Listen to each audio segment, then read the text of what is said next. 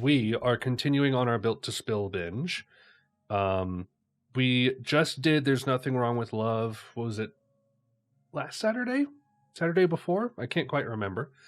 We had listened to Ramadan by EE, which I recently discovered is an all Asian American band. Everyone in the band is Asian American. And I was like, that's interesting. I didn't know that. But then this was the other part of our double feature, was doing this album. I keep teetering back and forth between a 4 and a 4.5. I really love this thing. Here are my track ratings currently. Love Big Dipper. I think Car is quite good. Love Cleo. Twin Falls Into Some is magnificent. And then Dystopian Dream Girl is a fantastic pop song as well. And I would say the only two that I'm not super into would be The Source and Israel's Song.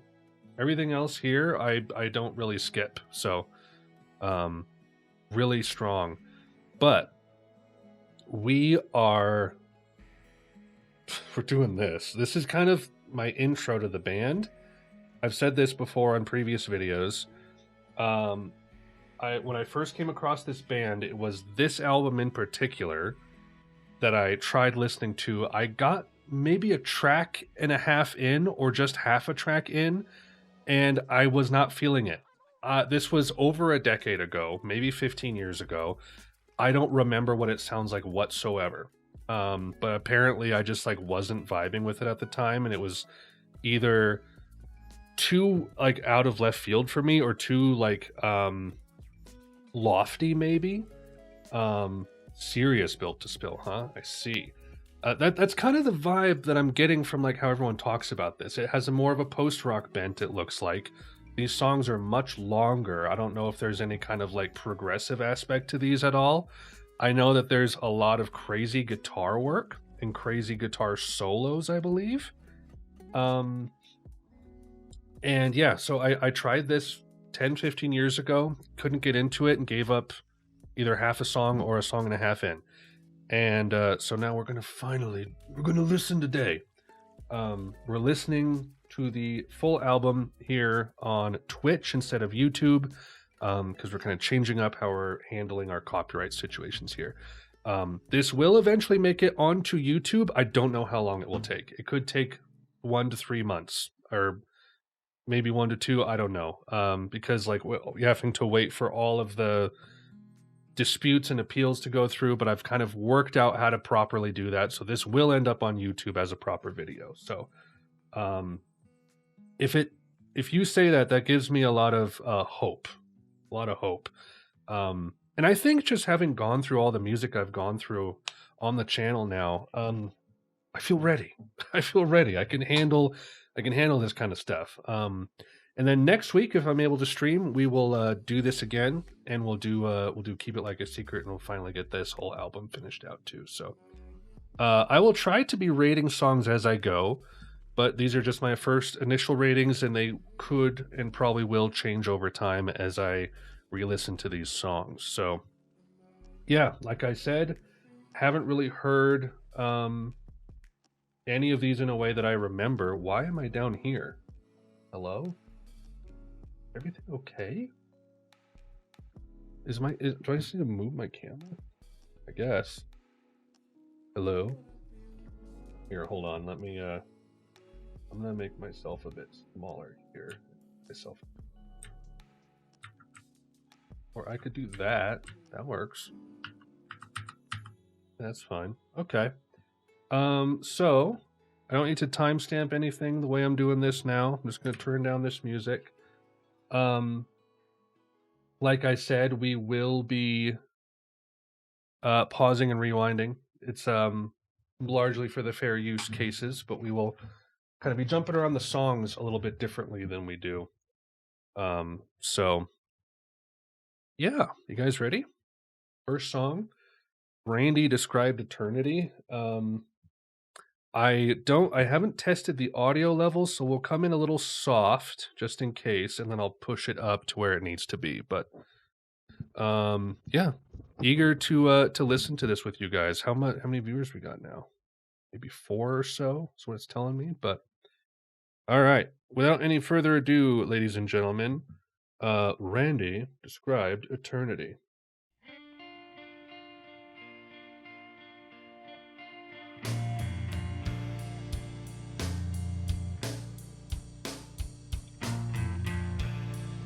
You know, same year as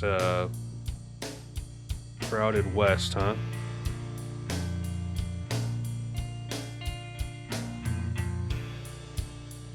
What are you doing? No, don't go away. That's annoying. Will I not be able to show lyrics? Is it just gonna auto-hide?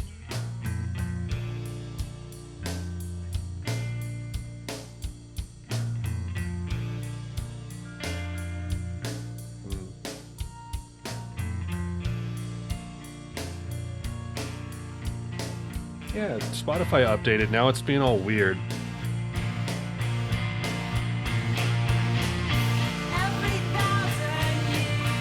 Oh, hold on. That was cool. I'm pardon me here. Yeah, Spotify is tweaking. It's just like it's auto hiding the bottom bar. And I want to see if I can turn that off. So 1 second. Display. Play short looping visuals on tracks. No. Show the now playing panel on click of play. How do I make it to where you don't auto hide my thing? Sorry, this Spotify just updated like yesterday or maybe even today. And I was not anticipating it was just going to break everything. Yeah, I don't know, man. I don't know. Startup and window behavior. No, okay. Well, let's see here. Because if I here use Apple Music instead or YouTube, no, I don't know. Lyrics. What if I hover my mouse over it? Is it safe? No, it's not. It's just gone. Can I show full screen? Will it do that on full screen?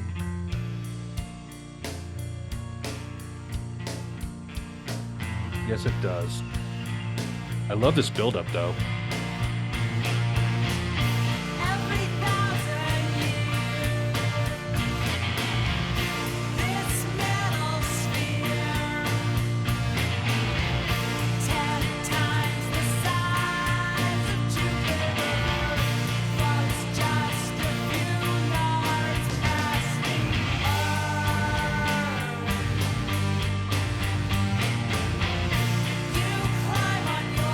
This is nice.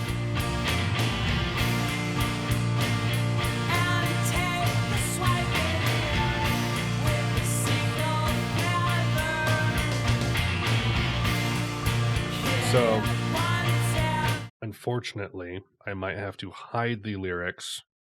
I want to be able to show them, but like, if I have the lyrics open, it does this dumb thing.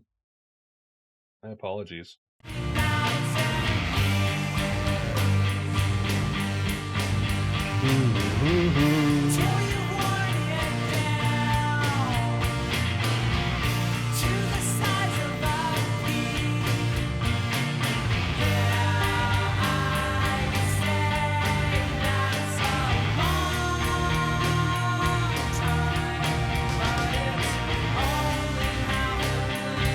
I have an idea.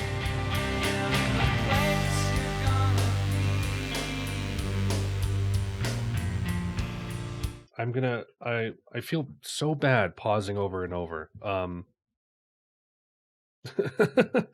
Thank you. I agree with that. Cheap viewers. Oh my gosh. Hold on. Man, there we go. Hi. Can I help you? Okay. Bye. I'm going to go to a different screen here. Is what I will do. Okay, we'll go like this, okay? Gosh, how do I close this? Oh no. Oh no, come on, close. There we go. I'm gonna go to this screen. Is this a bad idea? Yeah, this is a bad idea, because then you can't see me all too well. I'm in the small window. Alright, we'll just go with this. We'll go with this. My apologies.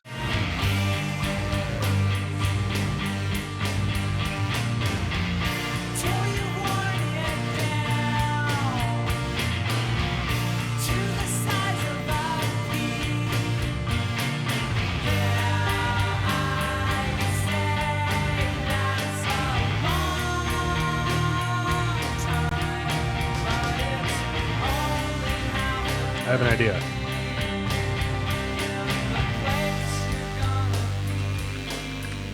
I'll just do a screen cap of the Genius lyrics that I'm on.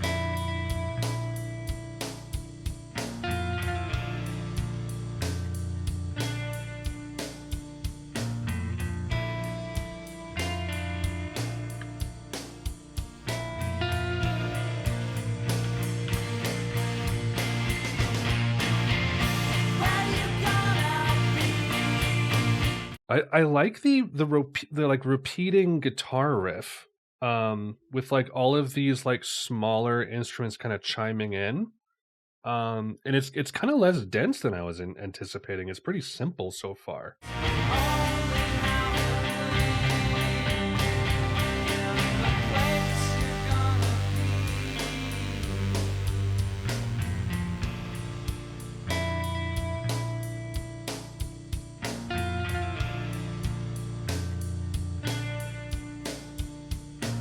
The builds are very nice.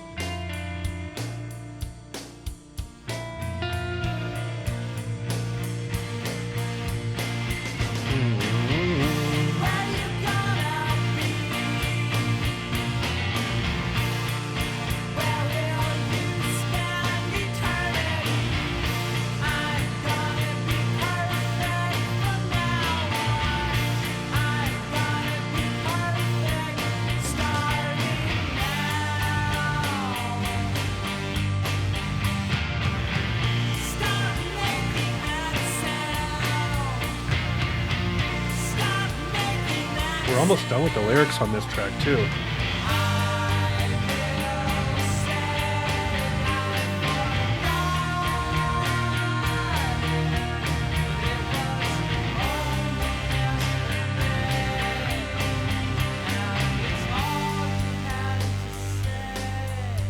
Lyrics are coming in a moment. Hold on.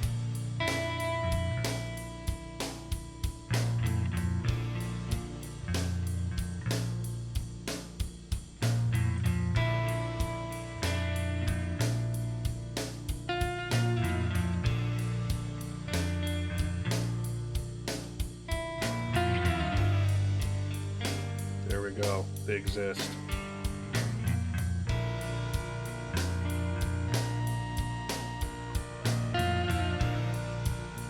Really calm build here.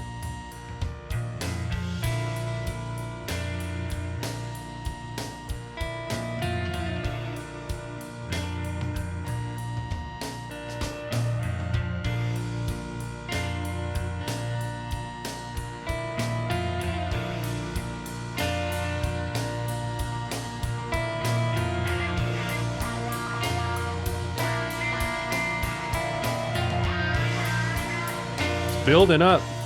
Here we go.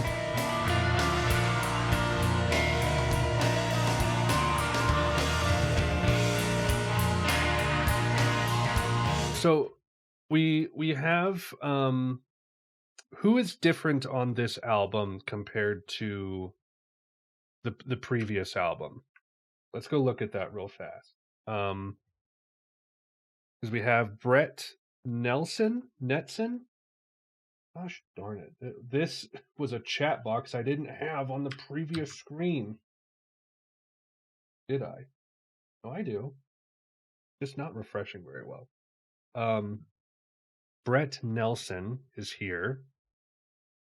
He's also here. Got Plouffe? Got Plouffe is new on drums. Plouffe. Phil Eck is back. We also, I know we have some, Brett Netson is here too. The double Bretts. Look at that. John McMahon is back because he also was on here, right? Yeah. There is some cello. Cool. Okay, so largely the same band. Two new guys though, and we don't have Andy Caps. Is that what I'm to take here? Wait, Brett Knudsen is here. Composer for In the Morning. Interesting. Okay. Well, anyway, back to it. I rewound a bit.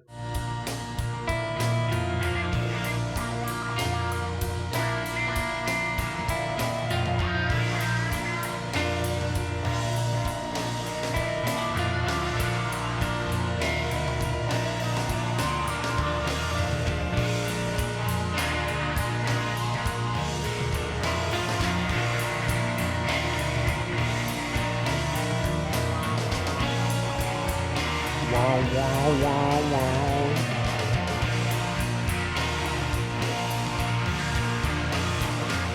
Also, I need to move this window over here.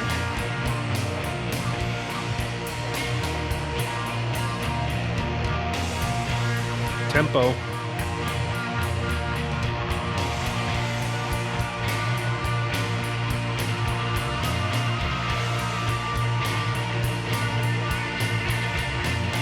Very eager to get to this next track.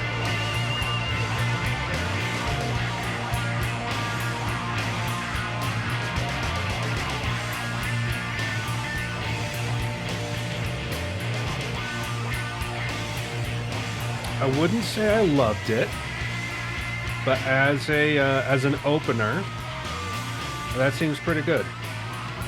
Yeah, I know. Everyone loves this next track. So we have a really long fade.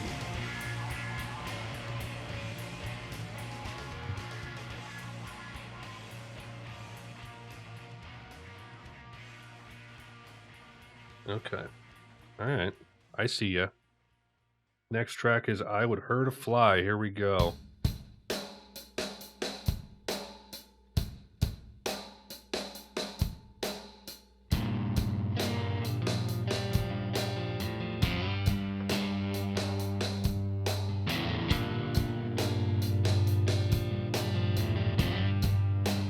PJ Harvey called.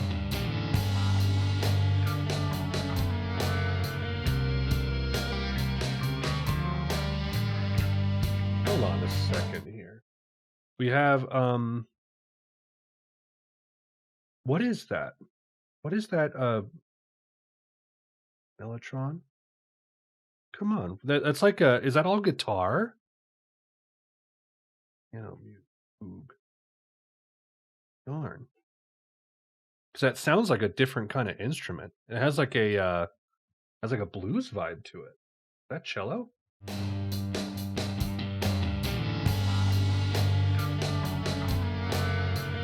There is cello here.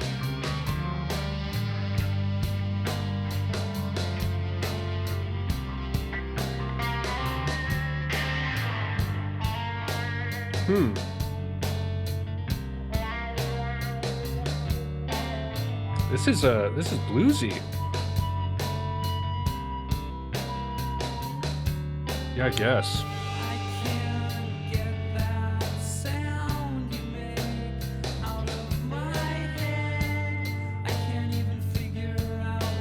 I think Keep It Like a Secret will probably end up being my favorite because I just love that good old melodic power pop, but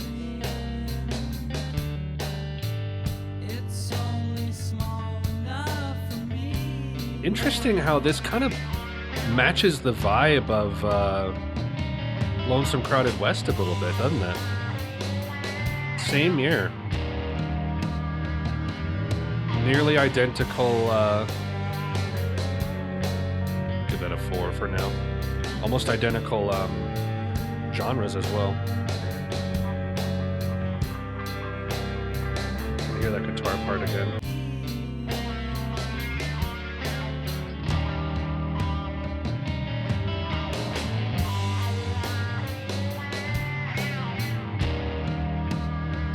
Is that a wah pedal?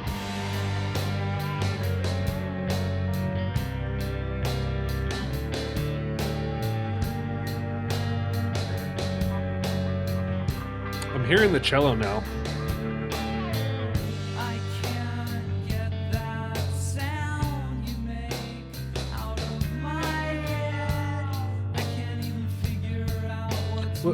Didn't Doug say that his intention with this album was to like literally just make it like as good as he possibly could? Um and that's part of the reason why he wanted something like lighter on the next album was because like this really like burnt him out and exhausted him trying to make music like this. Am I mistaken? I can't get that sound you make out of my head. I can't even figure out what's making it. Interesting chords. It feels like fingernails across the moon.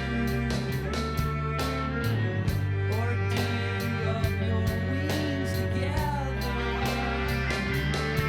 Premillennial tension. There's a mean bone in my body. It's connected to the problems that I won't take for an answer. I won't take that from you because I heard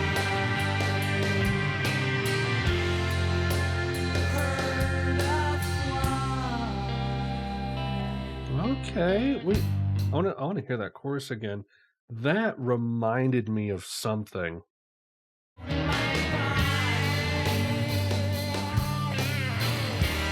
It's connected to the problems that I won't take for an answer. There's the Doug chords.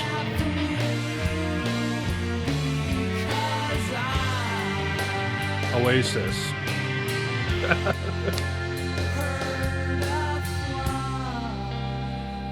Yeah.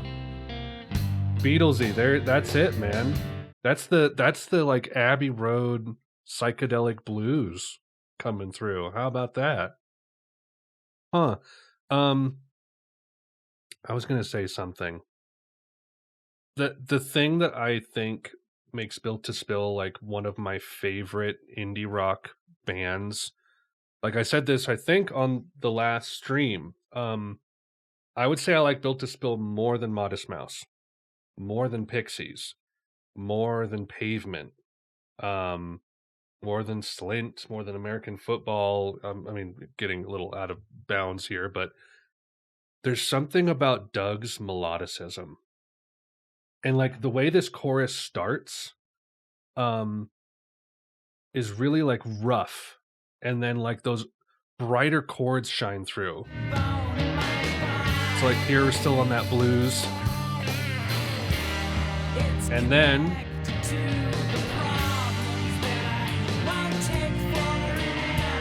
there it is.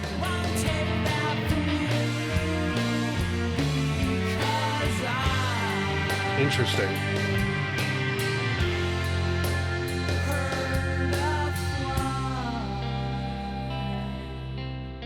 Oasis was like 94, 95, right?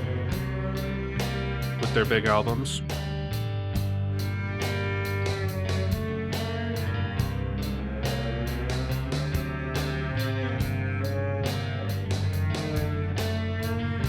A little bit of Radiohead in here too, but like before Radiohead was sounding like this.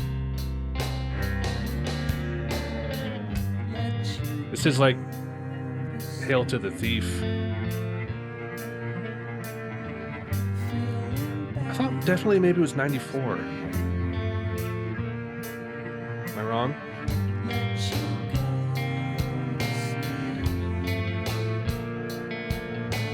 Here we go. Here we go. This is almost like, I don't know if I call it a verse. It feels like a bridge going back into the chorus. But like the cello's bringing us down. And then like now we're kind of like sailing across with like these very simple, these are like dream pop chords and riffs going on here.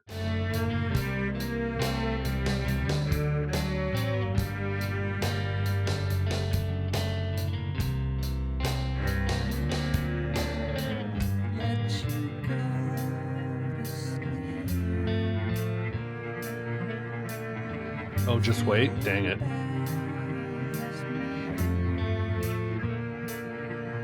Hold my beer.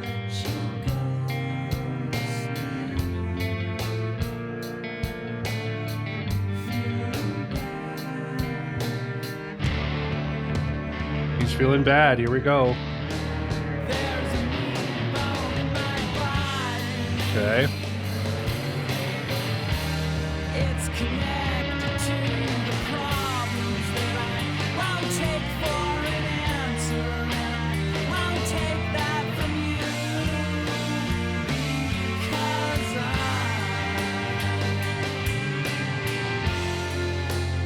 heard a fly.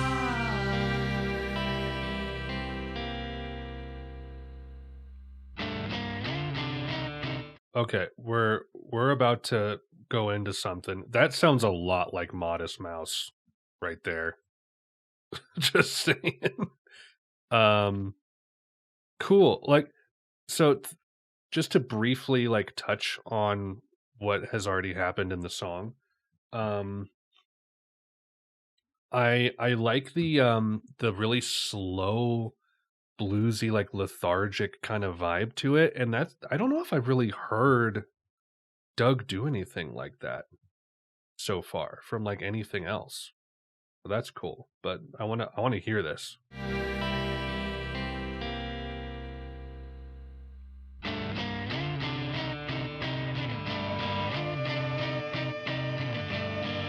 Exactly.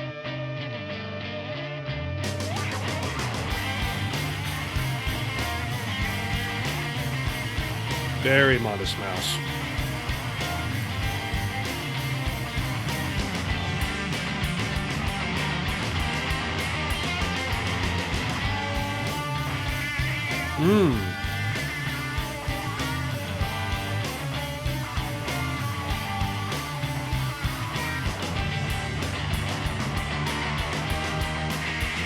Oh, I love Doug's tones, man. How does he make it sound the way he does? And you know, that is one thing that another thing I really appreciate about Doug is his tones are so thick and have good low end. One of my biggest criticisms with like noisy indie rock is that they're way too shrill and they have zero bass presence at all. But like Doug's chords are just chunky, man. And I think generally Midwest emo is pretty good about that in general, to be honest.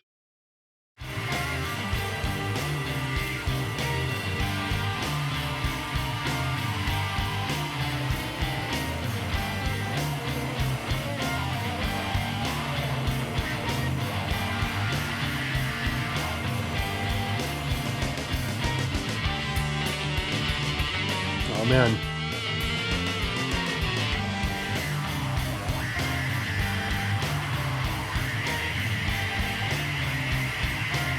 Yeah, no kidding.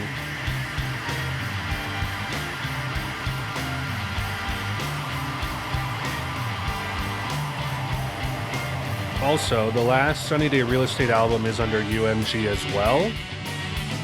I'm pretty sure. So I'll be doing that on Twitch as well.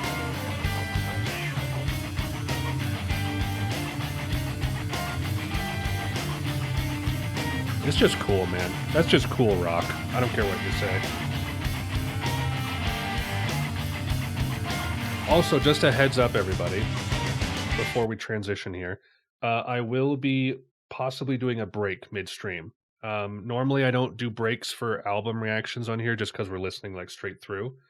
But because I'm pausing and giving commentary and all of that, I will probably take a break in between. So like maybe right after Made Up Dreams, you know, right at the midway point. But anyway, let's listen to the last part of this and see how it goes into Stop the Show. I love like guitar chug. And I've kind of learned how to do it with delay on like my digital instruments. And that's been fun.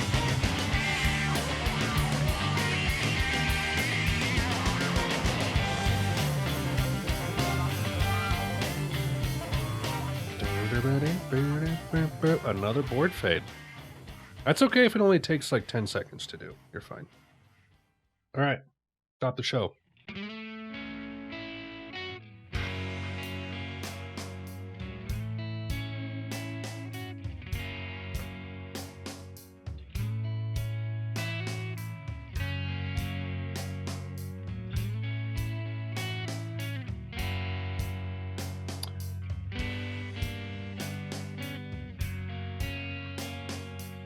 I'm kind of struggling with the vibe of the album so far.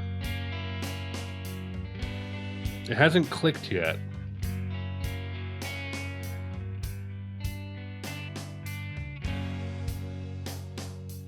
It's a bit slower. And, you know, we're stopping the show, is what we're doing.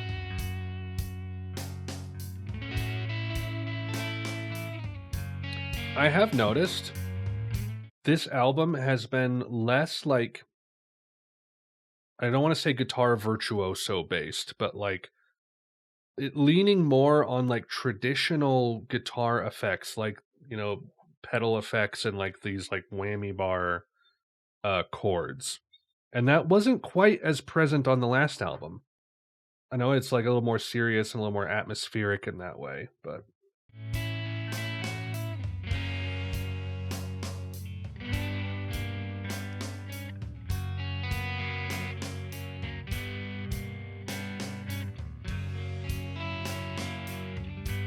also, are all the audio levels good?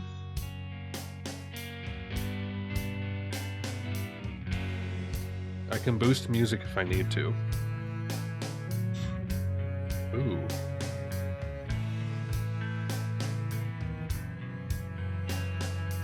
Was there much cello or like any kind of string arrangements on the first 2 or 3 Modest Mouse albums?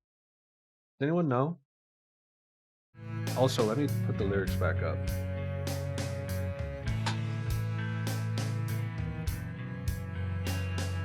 You don't tell me anything. It's not a dream, it's not a big lie. Is that what it sounds like?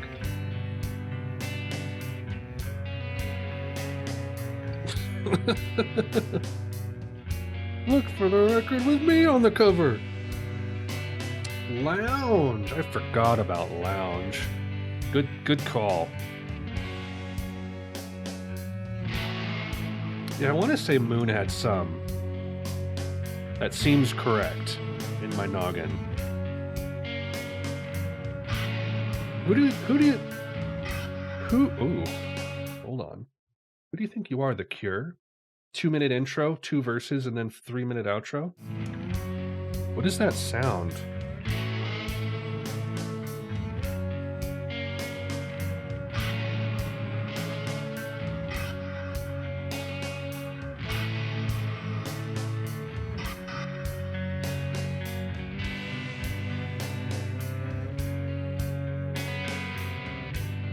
Super well produced. You know, actually, that's something I learned about Phil Eck, is that he seemed to kind of start with Built to Spill, and he's like produced so much awesome stuff since then. Here, let me go look. What did he do?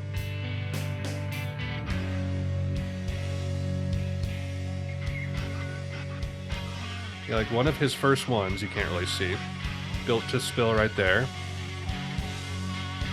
Lonesome Crowded West. Stratosphere.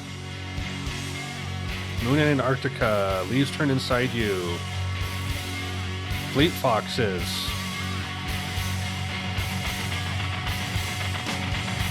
Okay, wait. Wait.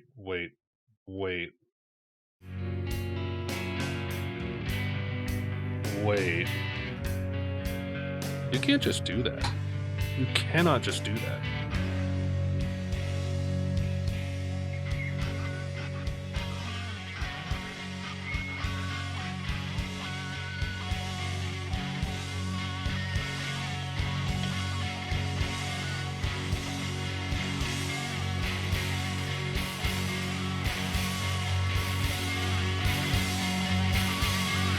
Had to make it a bit louder.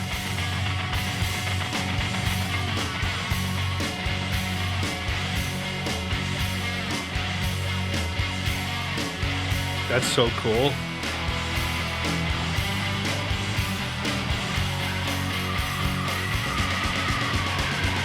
You don't tell me anything. Okay, hold on, one more.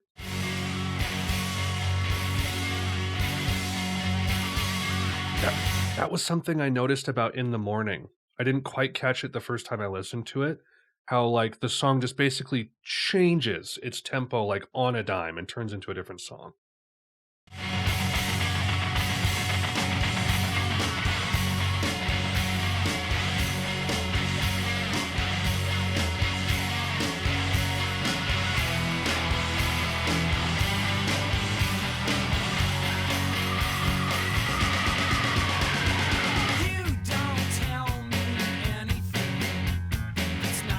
That's so good.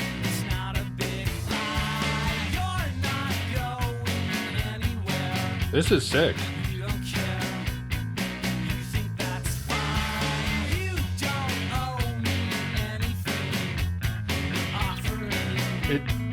It's got the Big Dipper strumming where it's like, does he do this a lot? Where like a lot of strumming is like muted, and then like just like the simple power chords kind of like poke through. I love that on Big Dipper. Yes.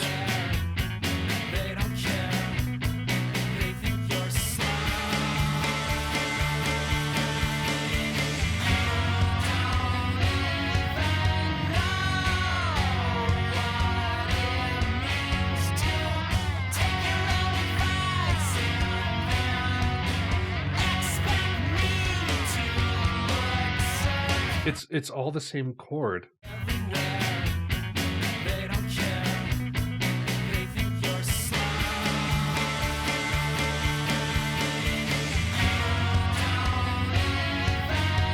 I love how much it opens up.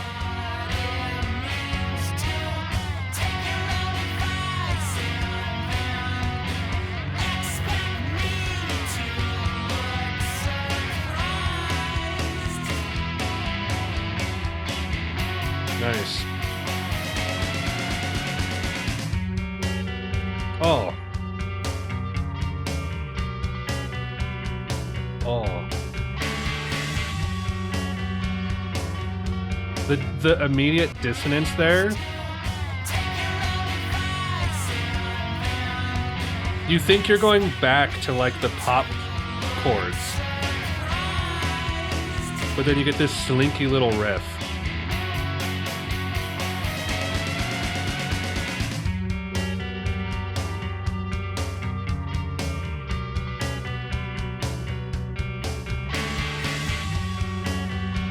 Now we sound like Unwound. How about that?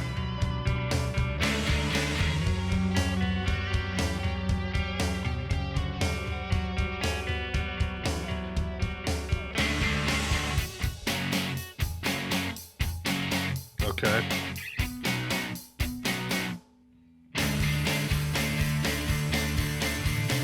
No kidding.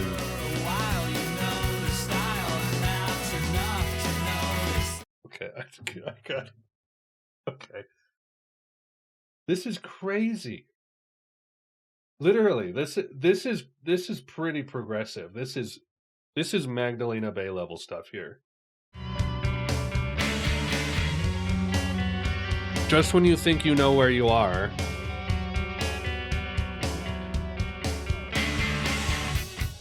Also, very difficult to play this kind of stuff live because singing into a key change or like any kind of like tempo modulation or anything like that, that can trip you up very easily. Like I think of like Jeff Buckley when he sang Mojo Pin and he's like hangs on a note and starts playing the guitar and he's like, he nailed the note perfectly. He was exactly where he needed to be. And this is kind of the vibe I'm getting here, where it's like, this is hard stuff to play. I could tell you that much.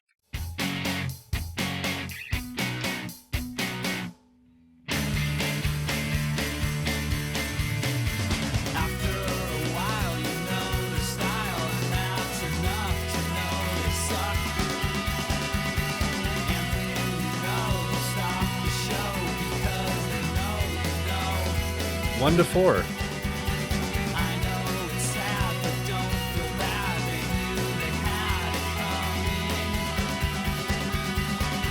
a while, it hurts to smile, and if you laugh, it's just Yeah, that guitar is really nice.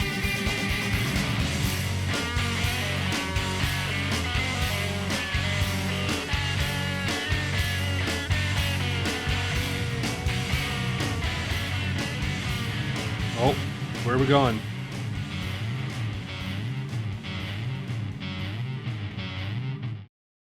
Kevin Shields. Never could be any other way.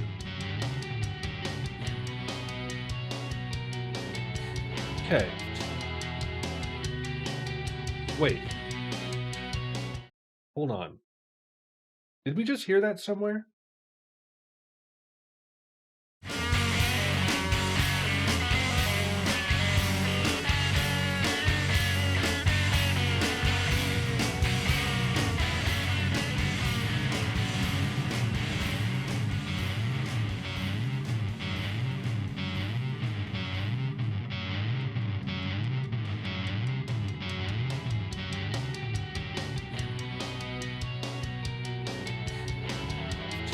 It was before this?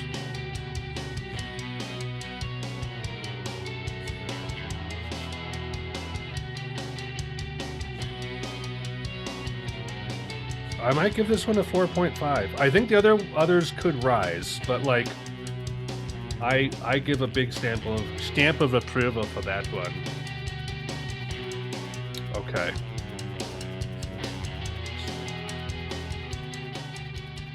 So that was like when it shifted into pop mode.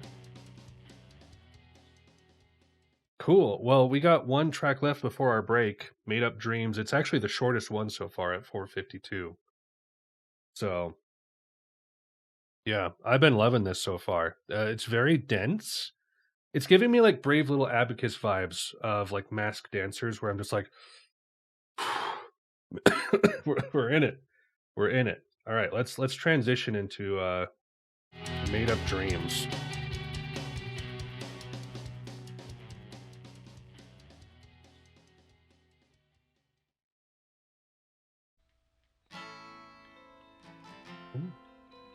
Also, I gotta say, really thankful for Doug's simple lyrics after wading through so much Phil Elverum.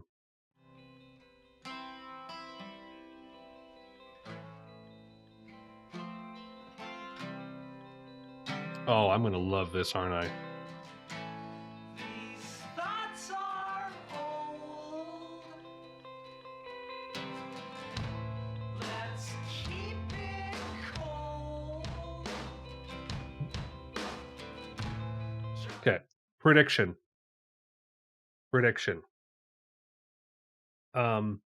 It's gonna switch from lo-fi to like nice studio sound at some point. Lines on me. I would say the same about my boy. History. I love that though. Here we are.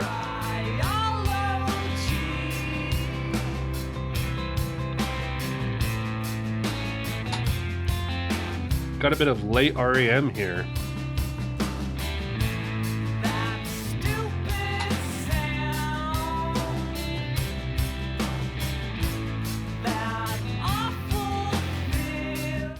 Yeah, this is like New Adventures in Hi-Fi REM. Also, maybe a bit of Elliot, but I'm feeling like this is reminding me of like a certain song or band, and I can't put my finger on what it is. I love the country vibe.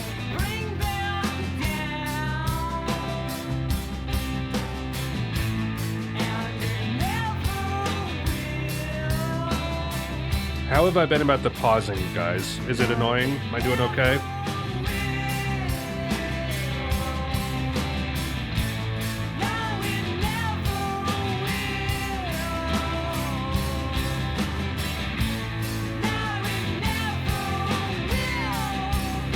We go okay.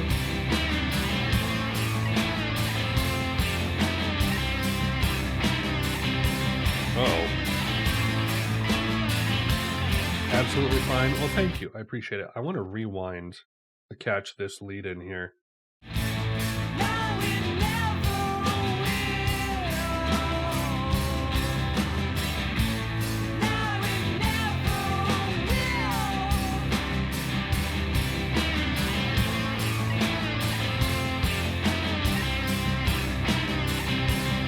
I like this one a lot.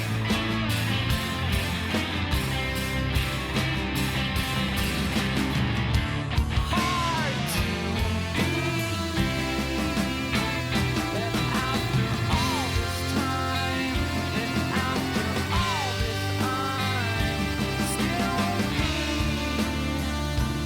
I so this is so refreshing because like having had to go through so much of Phil Elverum's music where like there are so few instances of like satisfying chord breaks. There's a lot of tension and it's all about like texture and atmosphere. Um and like I said, just kind of like noise rock in general, like Sonic Youth, you know, like when my head is in the same spaces as this type of music, I'm so used to that kind of like, yeah. Um, but man, that break into the chorus is just like, oh, it's so good. And it gets to the like the heart in me, like the my musical heart, as far as like that's the kind of stuff I really resonate and love to hear. And like being able to do it on the channel feels like I'm getting spoiled a little bit. So I'm just reveling in like, oh man.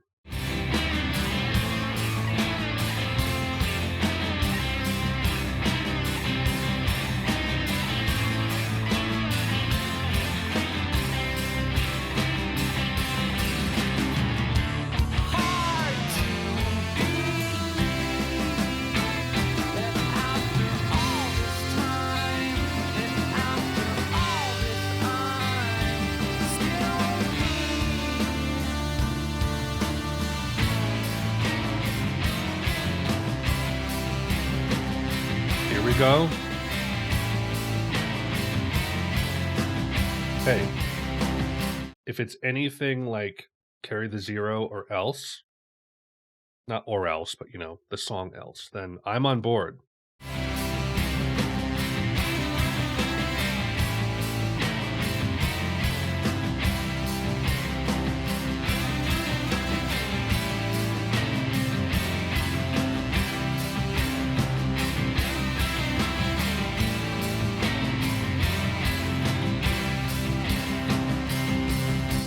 Moog. Moog. Is that Moog now? We're on track 4. Mellotron? I mean, Doug does Moog here. I love that sound though in like a power pop song. Moog or Mellotron, whichever it is. That kind of stuff in power pop is like some of my favorite stuff.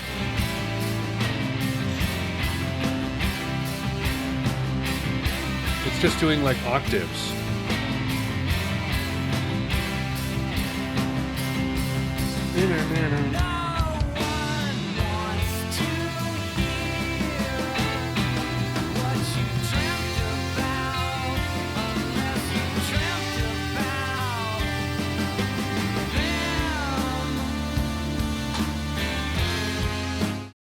You know, I'm really thankful that this is an album so far that's worth pausing and going back to. Because like every verse, I'm like, I want to hear it again.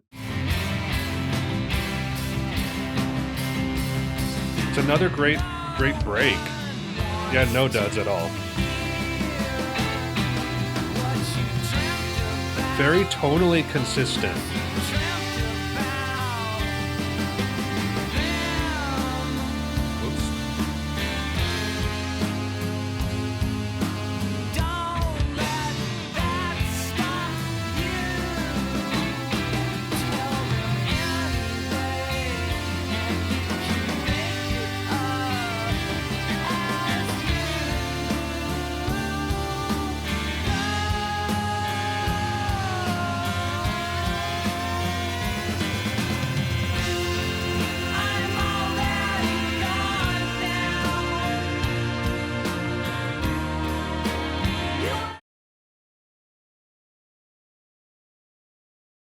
One more time. Hold on.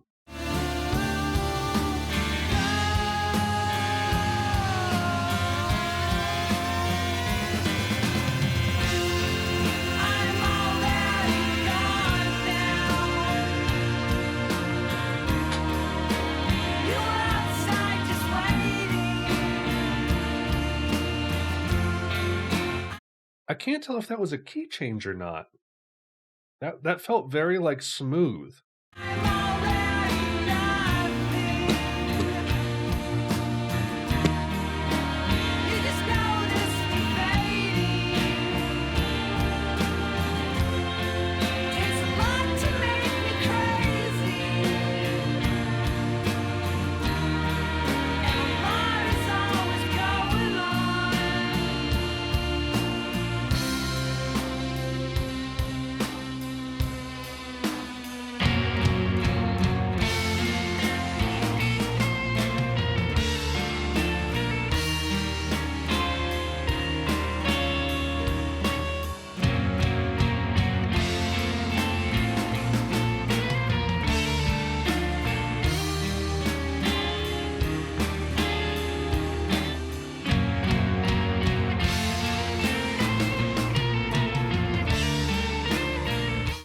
I mentioned at the end of the last BTS reaction that this record is sonic perfection. Yeah, I'm really impressed so far, honestly.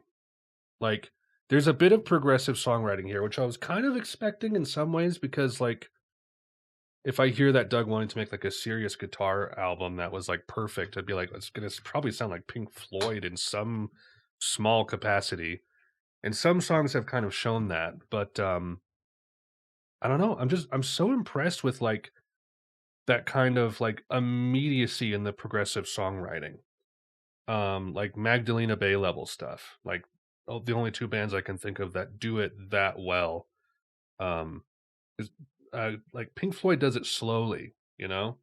Like Built to Spill will just be like at the drop of a hat we're in a different song.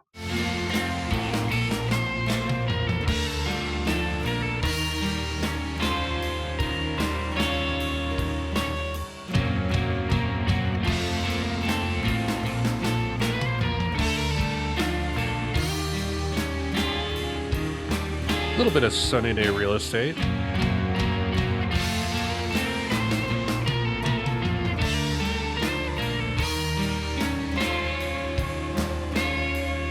Three guitars.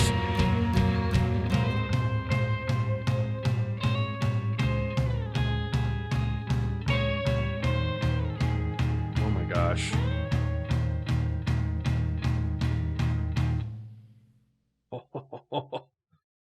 That's my favorite one so far. Might be a 5 eventually. What that song was able to do in 5 minutes was stunning. Wow. We're gonna take a break. So far, I have to say I am very impressed with this. It's been incredibly tight, and I'm excited to just listen to 4 more songs of this. That's so good. Yeah, so we will be right back. We were midway through here. Great stuff so far. Really digging it. That last track was pretty fantastic. And I know some people really like Velvet Waltz. They kind of swear by it. Had to email login. Nice. Well, you're here, and we're resurrecting the past. Our old skeleton memories. Memory skeletons. I don't know. Let's go ahead and just turn off this music. Any duds so far? No. Yeah, I liked it all. It's been getting better and better. Let's just let's back it up slightly and we'll go right into Velvet Waltz. Whoops. There we go, sorry. It's a nice abrupt shift.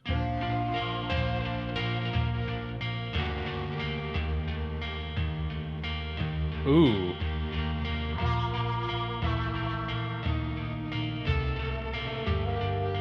You know, I was gonna get a beer, but I prefer to like drink a little, whiskey and then have maybe a beer or two later, just so I'm not being an idiot.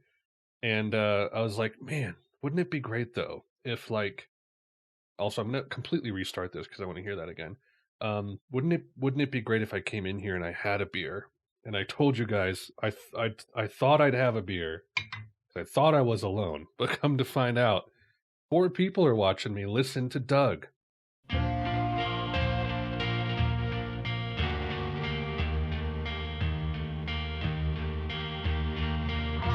Just thought I'd make an apartment a home.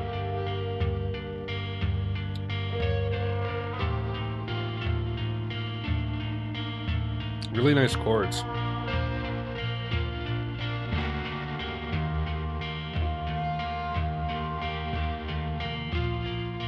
Anyone here who drinks, what's your favorite beer?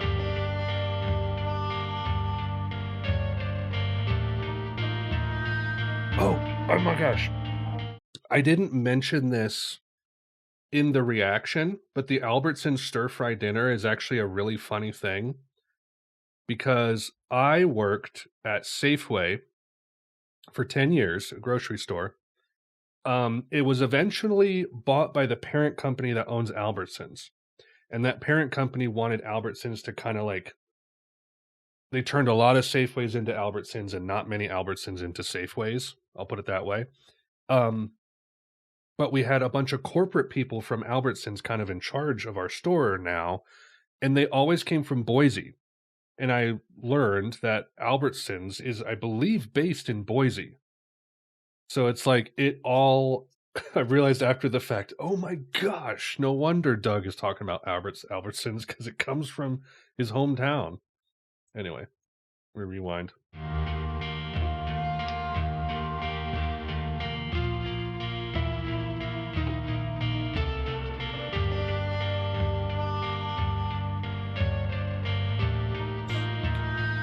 What is that guitar effect? Is that a wah? Heard that on a few songs so far. Oh, okay. I enjoy some hazy IPAs, but I don't like them generally as a beer. I like lagers and stouts. Nice.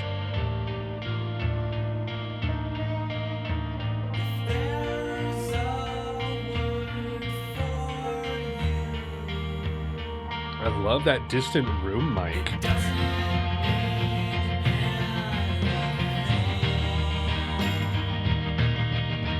No shit. Hold on. This is tripping me up here. This mixing.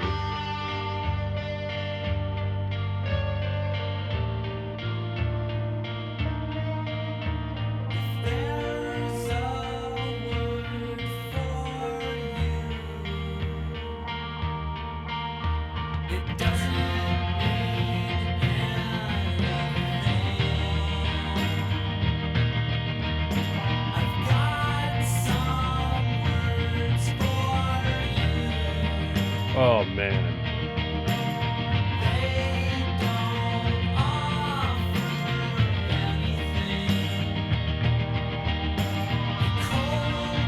Yeah, that like delay. Oh, I just you hear that? That's the sound it makes when someone like follows me on Twitch. I don't know how to turn that off. If you heard that just now. It was a bunch of sounds from Big Iron when he's going, "Ooh." Anyway, will you keep it like a secret next? Probably next week if I can.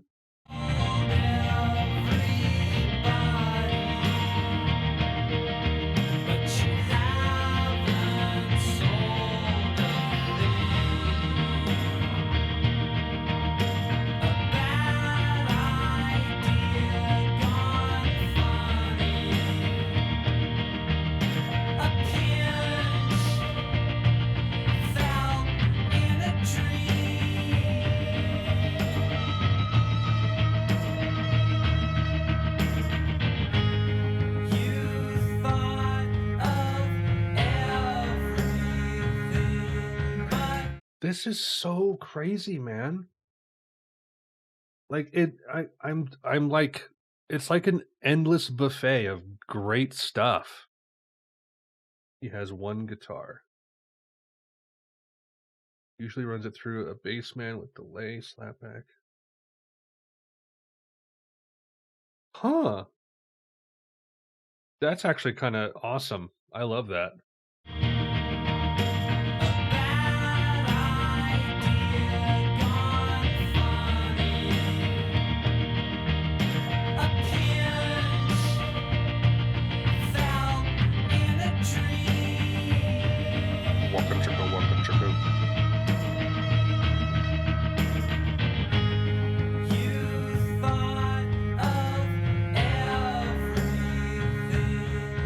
cello. Some things can't be thought. You Actual waltz.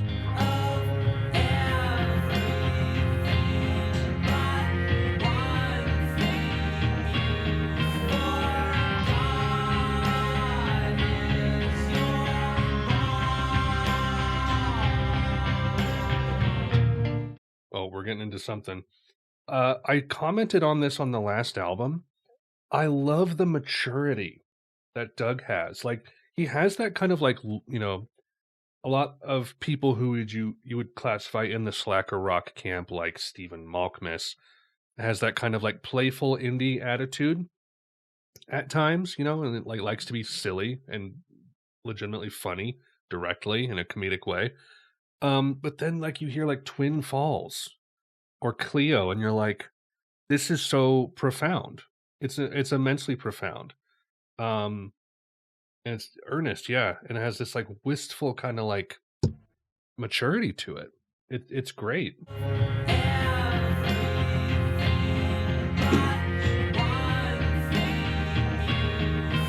The Albertson Stir Fry Dinner line being on the same album as like Twin Falls is bananas.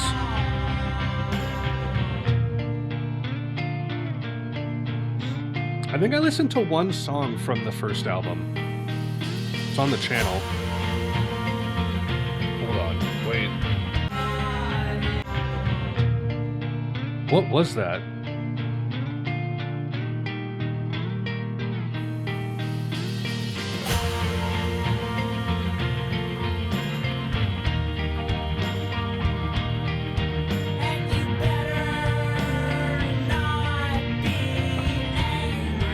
I am like, I know I'm pausing a lot and that's making it feel longer, but we're only 3 minutes into an 8-minute song and it's already felt like 8 minutes. Man, these are like just gigantic songs, not just in length, but in like proportion. Man.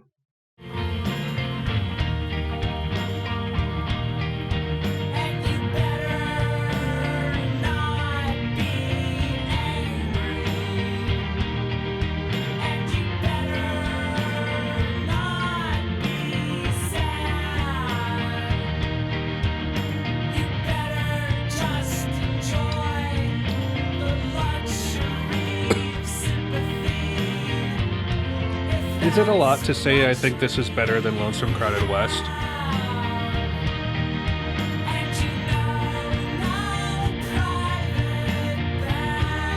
I would agree with that. That makes sense. Good way to frame it.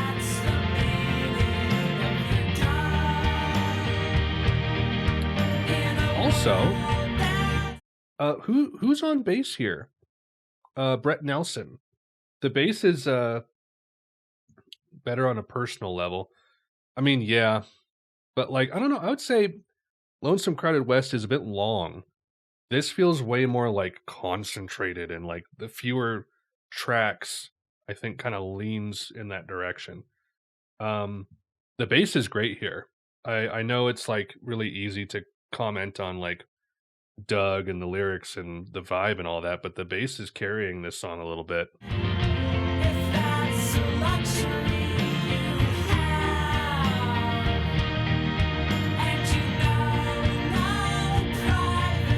It's like one of the, aside from the like guitar arpeggio, it's the only melodic part.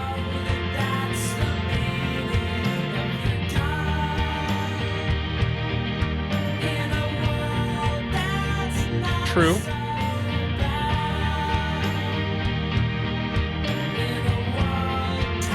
I gotta say though, after having heard Just Got Back from the Discomfort, I like loose concept albums that are just kind of about like, they have a through line, but not just like a very direct, concrete concept. And I would say that this doesn't quite have such a concrete concept either. I could be wrong.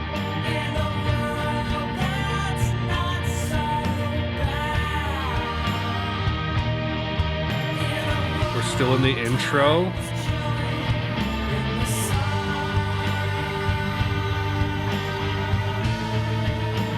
chords, man.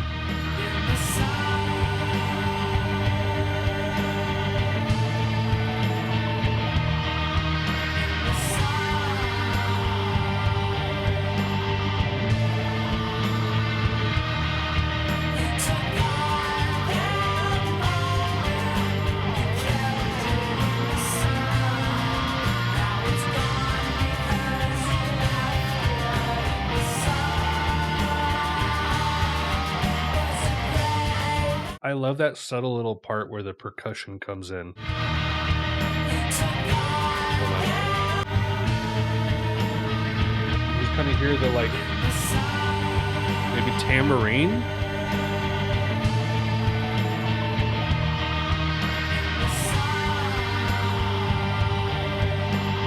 I mean, you're hearing it muffled, but then it kind of kicks into like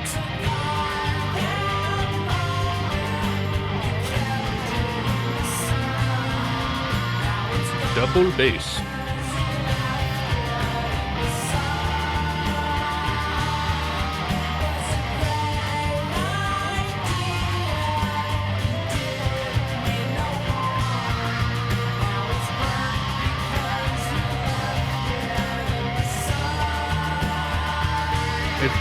It's always scary to get to the end of the lyrics, and I'm like, I've got like 3 minutes left.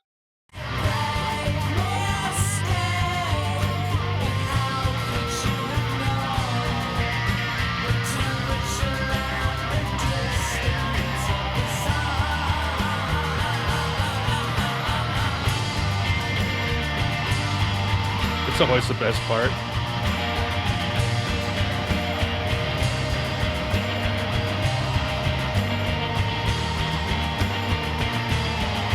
My gosh, man.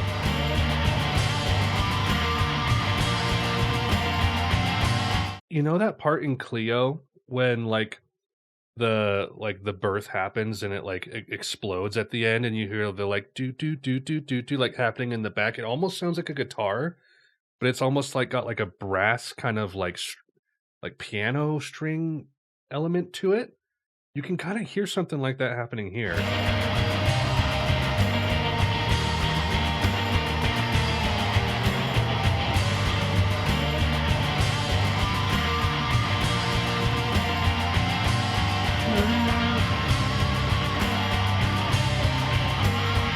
It's like, is that a guitar?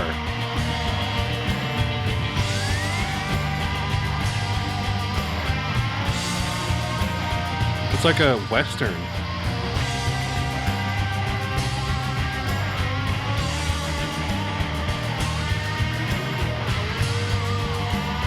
I don't know.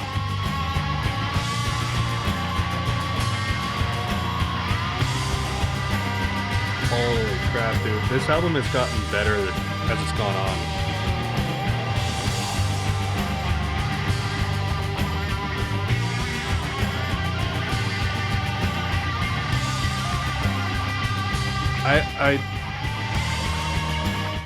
I was right. I don't think I would have been able to handle this like 15 years ago.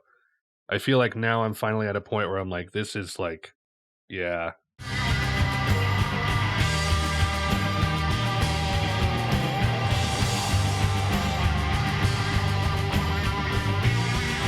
Does Doug change up the solos on these songs when he plays them live? Or does he keep them largely the same?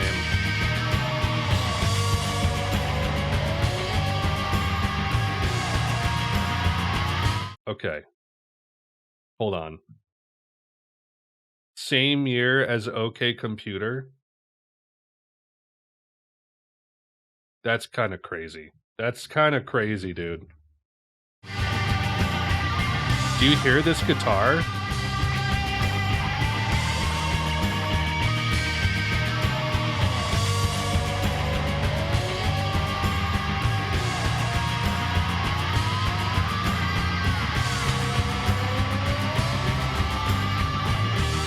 The album is amazing, dude. Holy crap.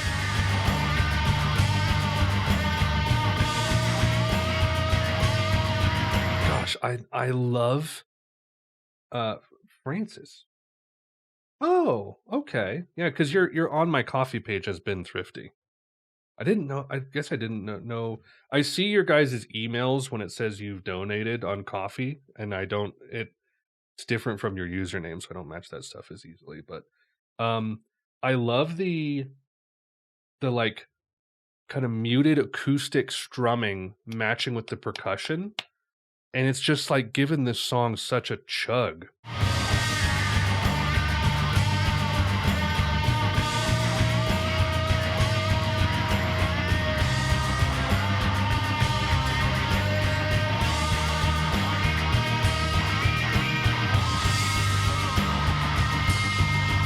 Well, if I'm able to stream on Twitch successfully and get it all on YouTube, I might not need the coffee page anymore. If that eventually happens, I would just have all that stuff available for free if I could.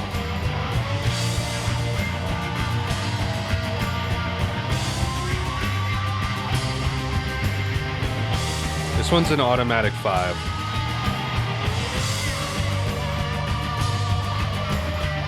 Yeah, thank you.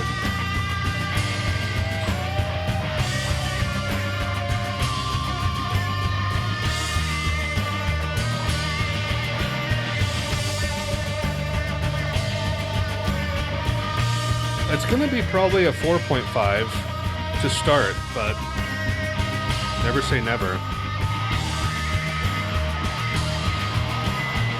I love how the production on the like those background rhythmic elements have kind of started to shift over the last like 15-30 seconds.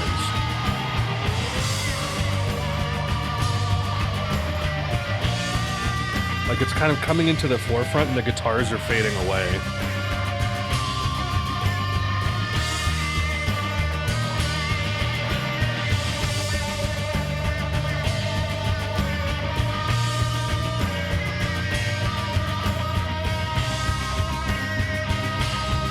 I love this so much. What an amazing song.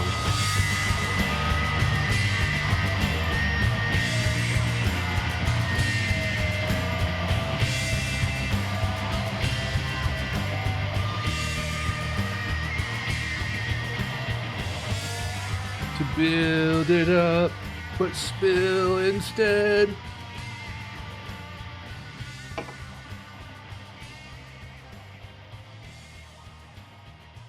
That's so good, dude.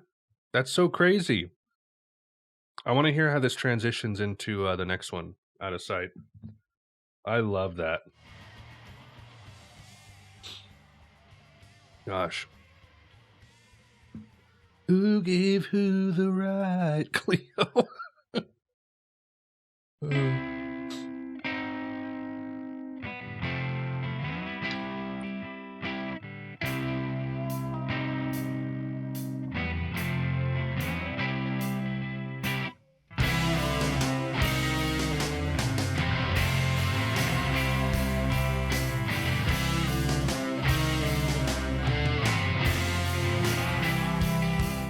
Okay, hold on. This is reminding me of a band. What? A really different album than Keep It Like a Secret, despite obviously being the same band. Yeah, I was talking at the beginning about how I tried this album. This was the first Built to Spill I ever tried, like 10 or 15 years ago, and it was just too much for me at the time.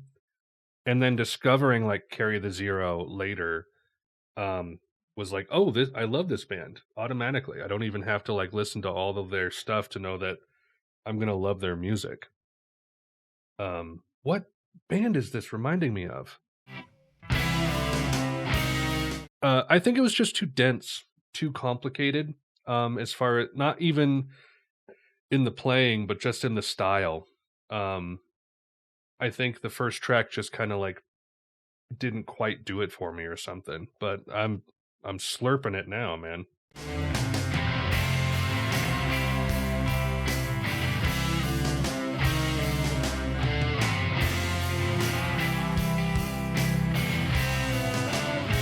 Something about this guitar work.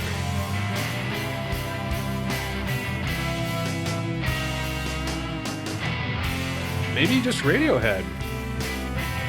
It's got some Radiohead in there. Pumpkins? Okay.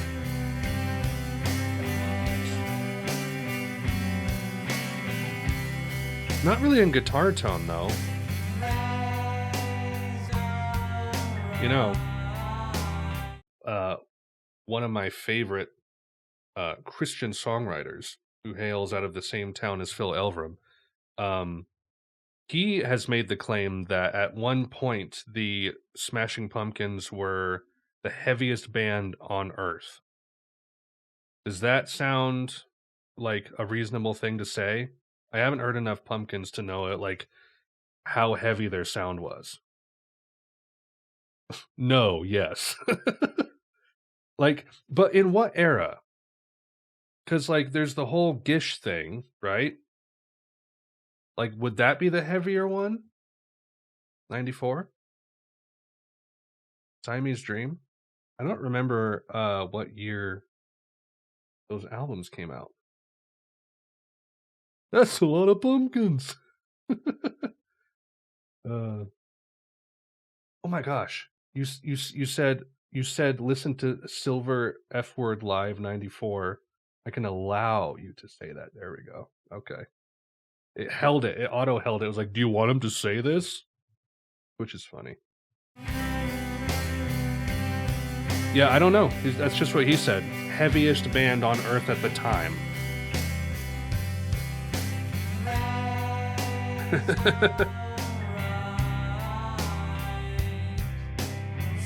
I thought Adore was kind of softer.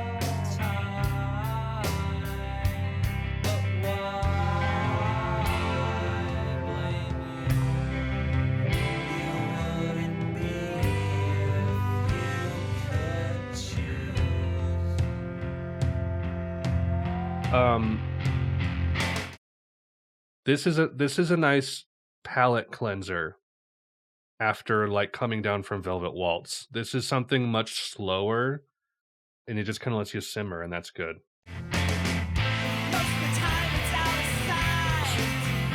Never mind.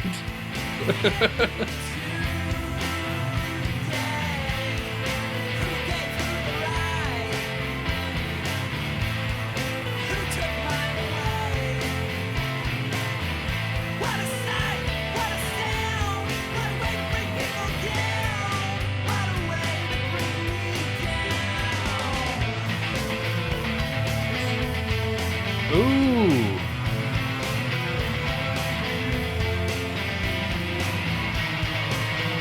Dude, like, oh, every time, like, like when you hear a new passage you hadn't like heard before, and it's like the guitar playing in tone and melody is just like, oh, love it.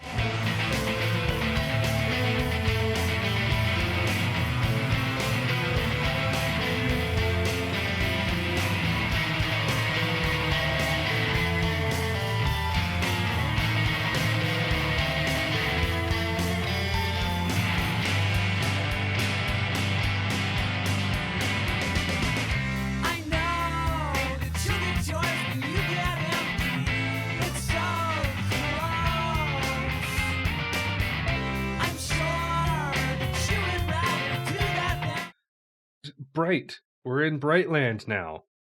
Like, going back here,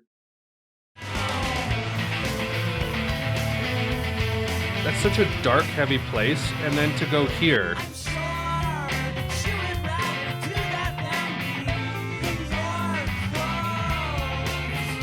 Like, the production hasn't changed, it's just the composition and rhythm.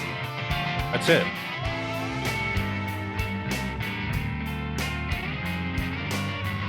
We're slowing back down. Ooh, hold on, one more.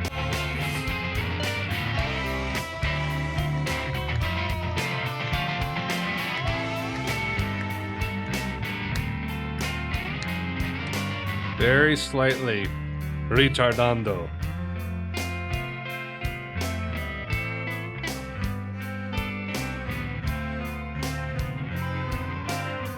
Oh, the cello has been great on this album. I always get a little worried because can I be honest?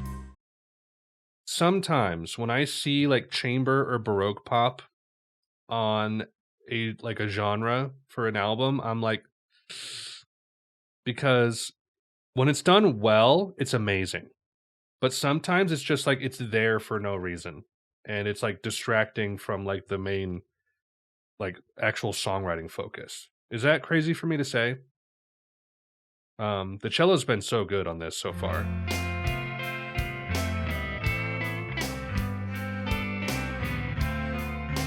I've heard bland chamber pop.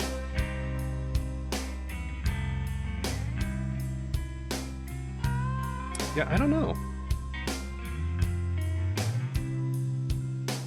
It's always hard to tell.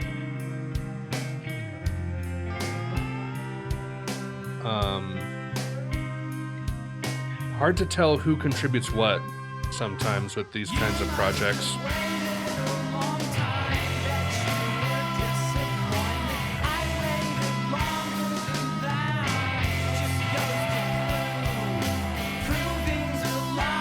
And I also just recently learned that Doug kind of intended this album to be like a rotating cast of musicians around him. And so like it's kind of by design that he has gone through so many different band members, which is kind of crazy.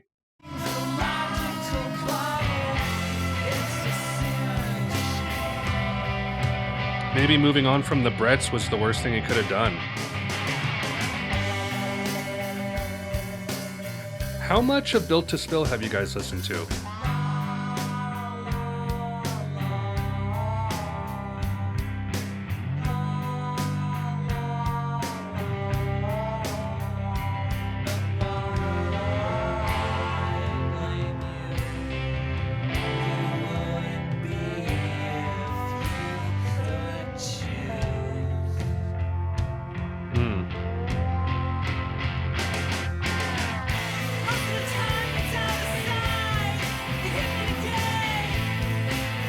Oh, okay.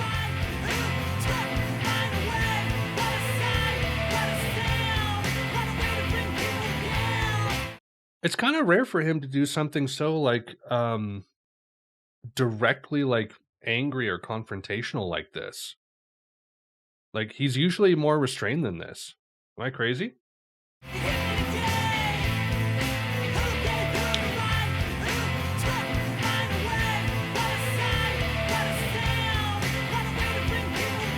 People really like, what is it called? Going Against Your Mind.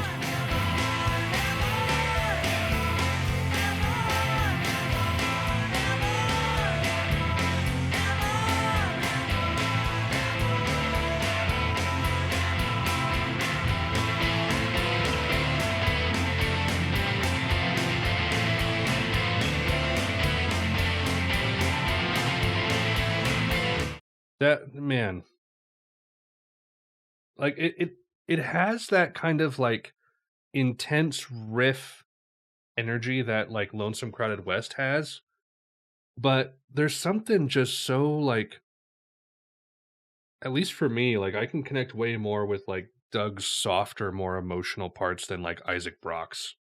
You know, there's something kind of like nihilistic about Isaac that I just don't resonate with, whereas Doug seems to have more heart. Angst. Yeah.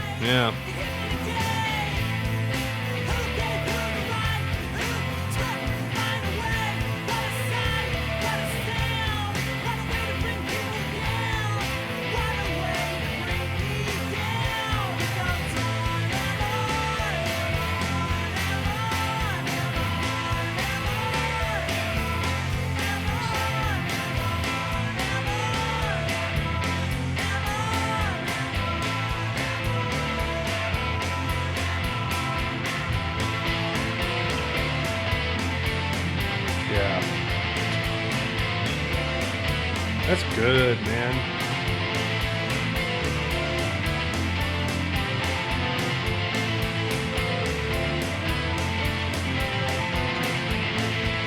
Who was it who said that the cello sounded like a guitar at times? 'Cause it kind of does.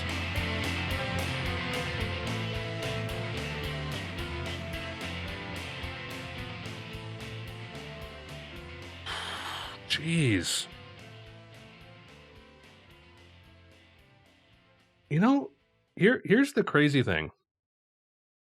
Um, I don't know if it's been a long, like maybe since like Lift Your Skinny Fists, have I heard an album where it feels like every song is its own contained like chapter. Like this has felt like reading like 8 chapters of a book or something, where like everything is like self-contained in its own little like epic world. You know what I mean? Wow. We have 2 tracks left. The pacing of this has been really alien to me. I haven't experienced something like this in a long time. Um, yeah, I would dare I say, even though a lot of this is not purely post rock, it has the post rock like pacing. It's paced like a Mogwai album or something. Let's keep going.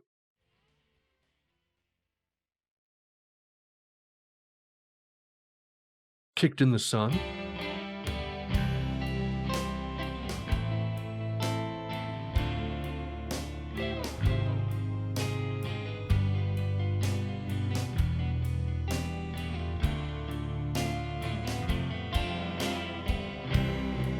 I'll be over here.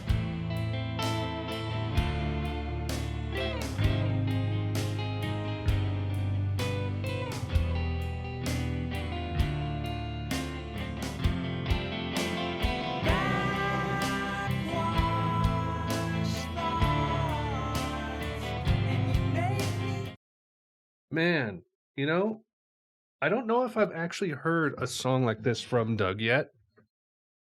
That's exactly this kind of thing. But like this vibe is immaculate.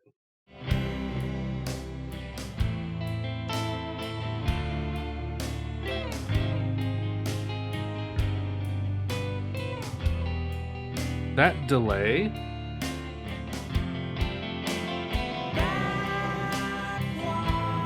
Is it going to change really quickly? I'm not ready. This album has been the same the whole time. That's okay. If it's a lot of good ideas, then it's okay. Eat it to Irene. Oh.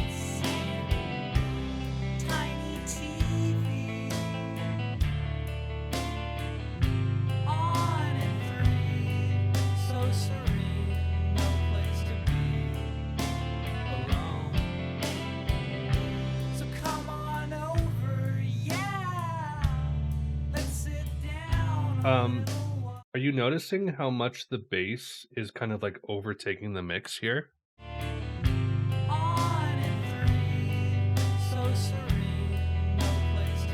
I don't even think in like a frequency sense, like a volume sense. Like the bass is literally louder.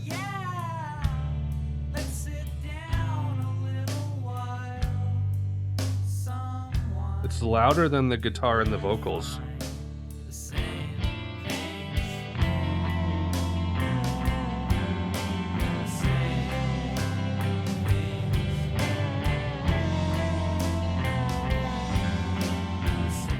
He does this in Else.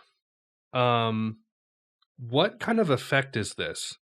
It's like a delay and a tremolo at the same time. Is that what it is? Is he using the whammy?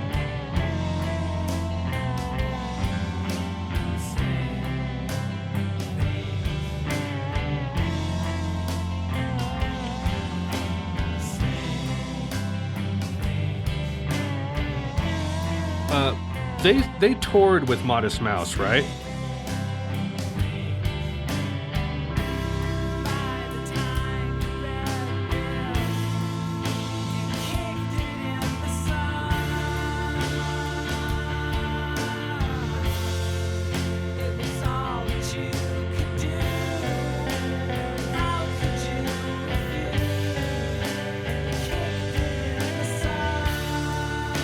Normally, like when I react to albums, there's times where I'm just like, this song didn't get me, that song didn't get me. And it was like, oh, here was like a 2 to 3 song lull. But there hasn't even been that like moment to moment on this. It's been like a treat around every corner. It's so awesome.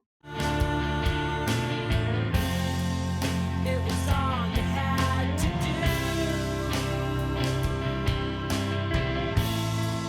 and you kicked it in the sun. It was all you had to do. How could you refuse? And you kicked it in the sun. It was wrong and it was Ooh. and you kicked it in the sun. It was wrong. Hold on. The last song's almost 9 minutes. Cause like this feels like an outro, you know? But maybe we're just leading up to the outro. It was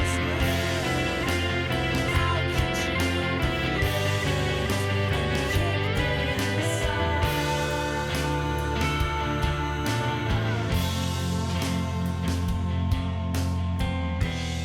Yeah, I know. Hmm.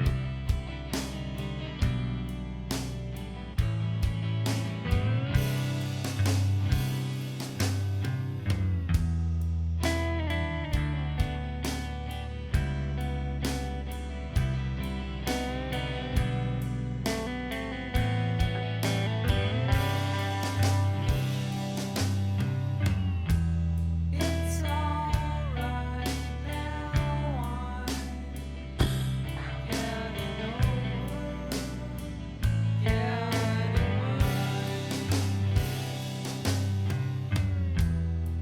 It's alright now.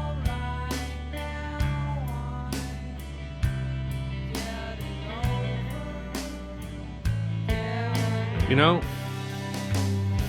it's so bizarre to like try to put this into this is a thing that's very bizarre, that is very hard to put into words. But like when you're listening to an album and you just like trust the songwriter so much to like take you by the hand and lead you through something, that I'm just like I get excited at what's next and not just like, oh, I'm just listening to this album looking for the good songs, you know? Um a 35 track double album. I mean, has anyone tried to cut this album up into smaller parts? Be like, this song is this part, and but like, I don't know. 35 tracks. How many parts per song? You can't do this to me. It's alright now. Like a jump scare.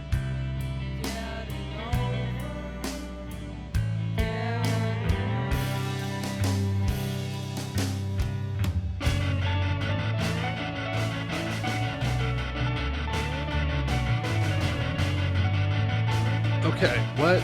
Like,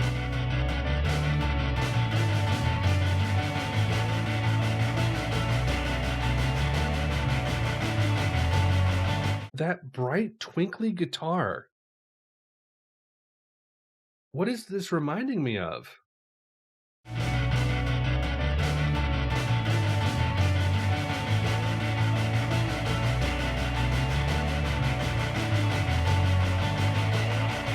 What a soundscape.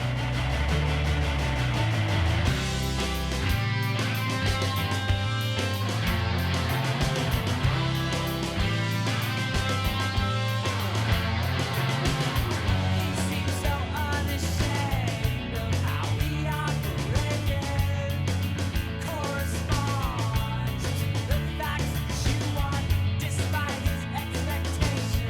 He turned out I could see this album being exhausting to make. Like, it feels like he spent, because 3 years between albums, right? Um, 97 and 94. Yeah. Um, I could see this being exhausting to make because it seems like he like slaved over these songs to make them this good.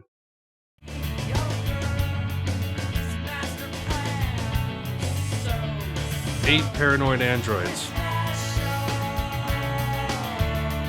Yeah, yeah, yeah. That's true. It's a great way to put it.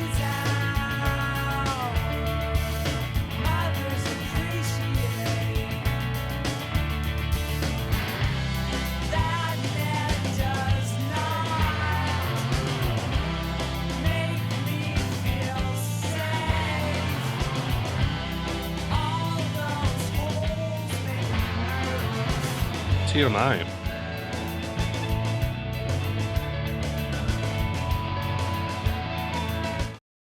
What is that reminding me of?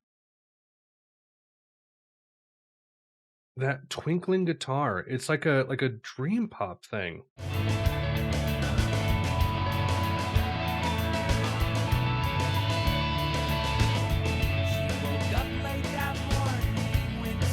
That's what a lot of post rock would sound like in the 2000s, though.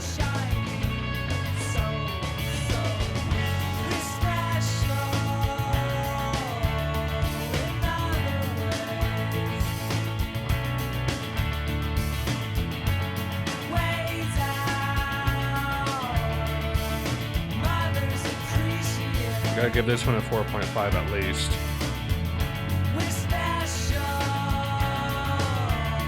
Gosh.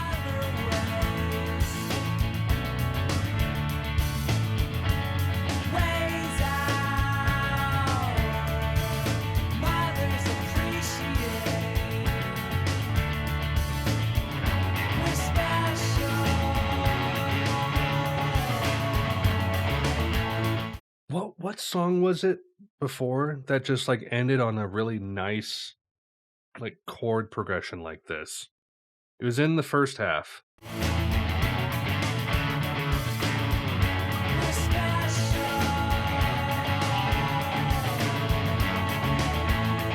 Stop the show. There's so many different elements to different songs. I have largely forgotten what they sound like already.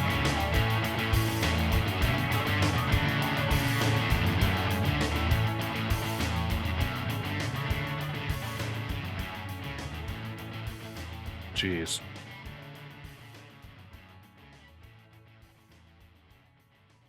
Okay, so you can kind of see what I'm looking at over here. Untrustable came out as a single apparently in 96. And it's like 2 parts. It's like Untrustable is the first 3 minutes 30 seconds. Then part 2 is 5 minutes 20 seconds ish. Which does that add up? Yeah, I guess it does, huh? Pretty evenly there. Yeah, we're gonna finish this thing out. This was amazing. I might give this an automatic 5 right now at the end. Just because of how strong it is as an album. Even if the songs haven't quite grown on me yet, because I'm super impressed. Like, as far as like what a good album is, like this is checking the boxes. Jeez.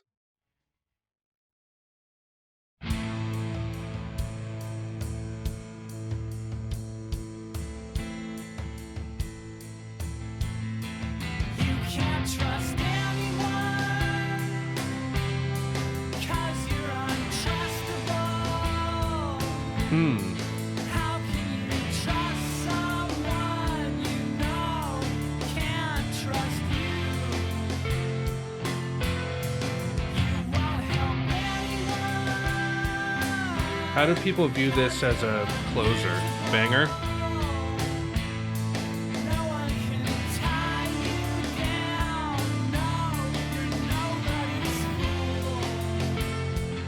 chorus.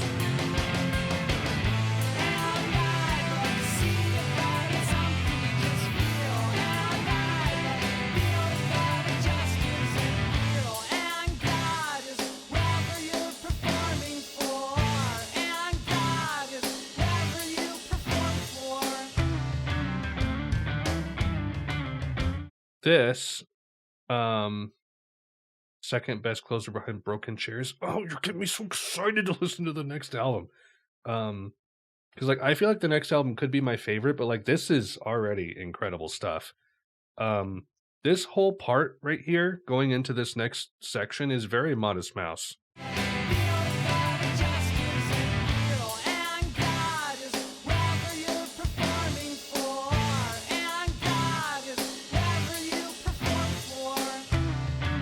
Like that's a Modest Mouse thing to a T.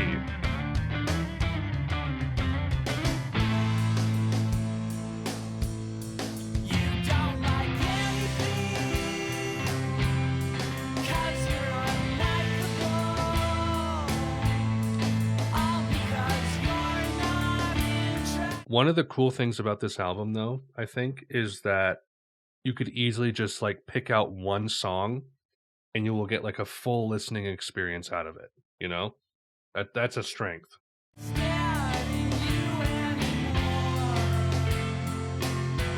Christian themes. Did they? Not a whole lot.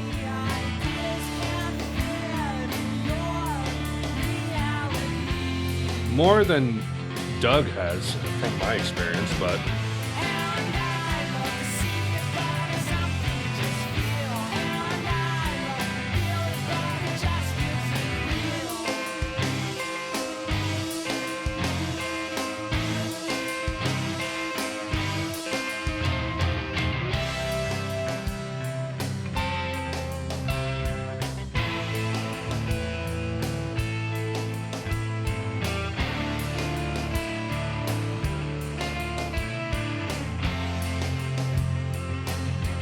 yeah, hold on.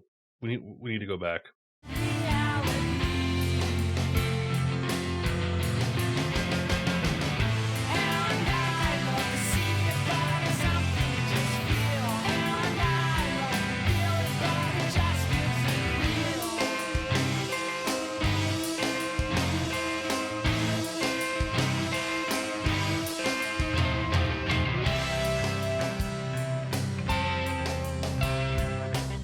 The tone.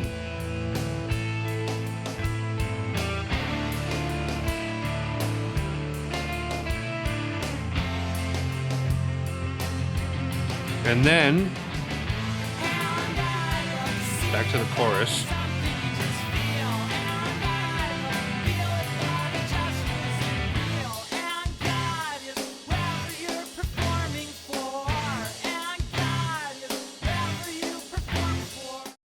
Okay. The transition, it's coming up. I predict it's a complete shift. We're going to change key, tempo, but we're going to do it slowly.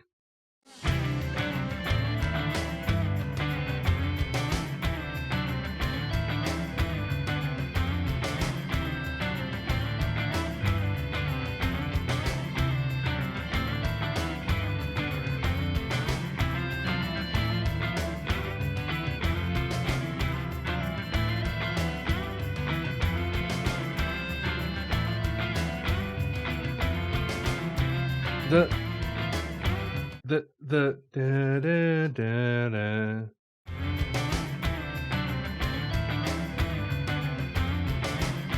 Wow.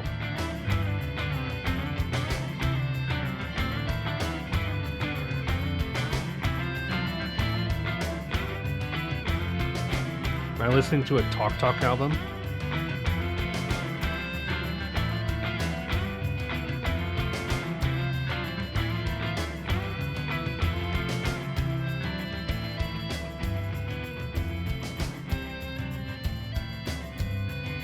And then we strip down just to that.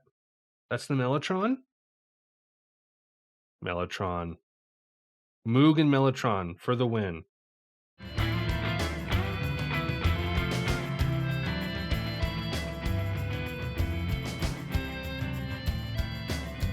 I love this passage. All right, we're transitioning. Here we go.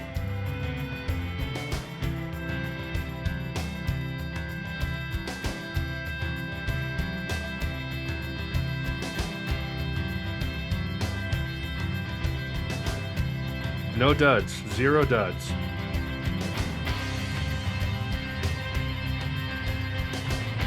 Yeah, drums deserve some love. Hold on, man.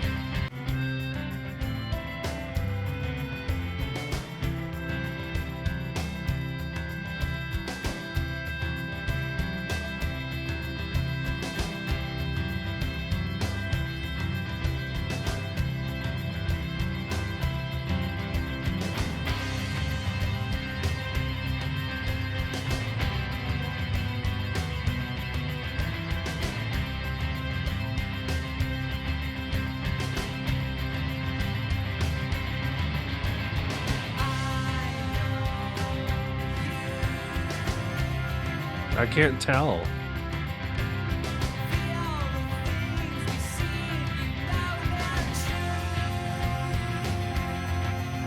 That felt like it was going from a 1 to a 4, and that made it feel more key changey. Although, no, hold on. Because this is like a 1, 1, 1, 1, 1. Yeah. No, I think it's 1, 5, 4. It's like a like if you went like da, da, da, da, da, da, da, and then it kind of hangs on that, which then feels like it's, I don't know if it's a key change. We are getting some like weird accidentals in here though. I could be wrong.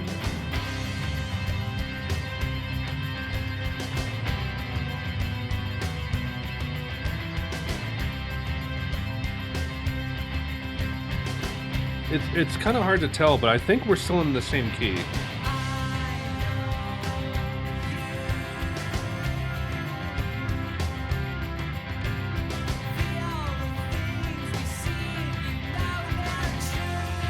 Because that sounds like a different chord, but it sounds like the 4.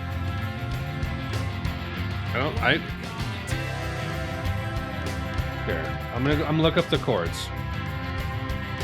Here we go.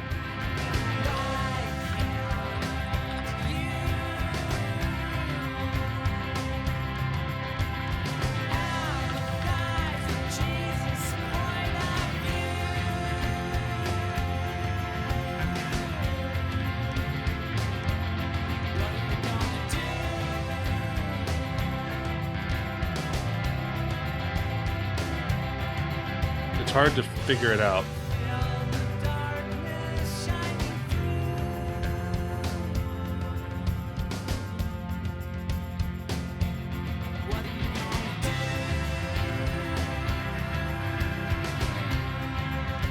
It's interesting that the chord rhythm slowed down too. It's hanging on like a 1 and then sometimes going to like a 4, which is very different from the first part.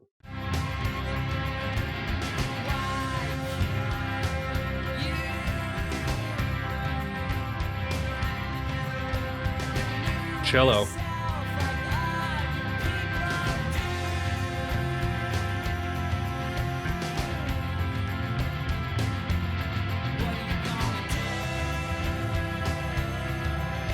Interesting ending song.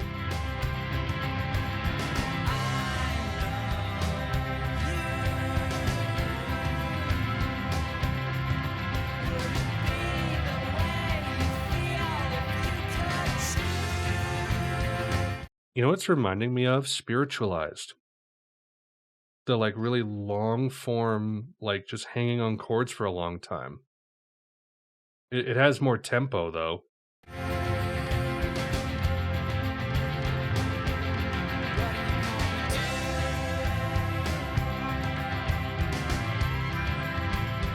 It kind of reminds me of the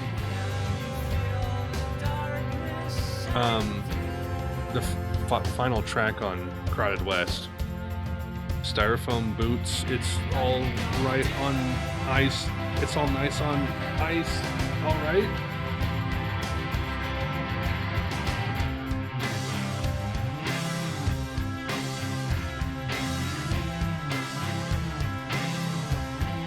Oh. Gospel enhanced. So he's like, is he going up and down an octave here?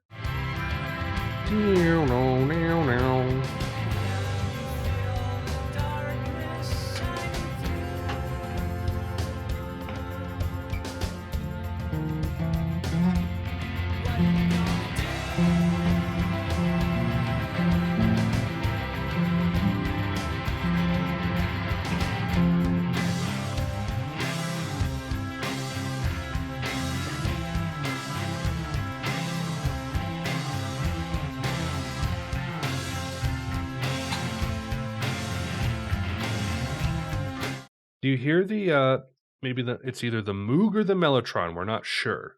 Much more rich than Styrofoam, I would agree. More dense and layered.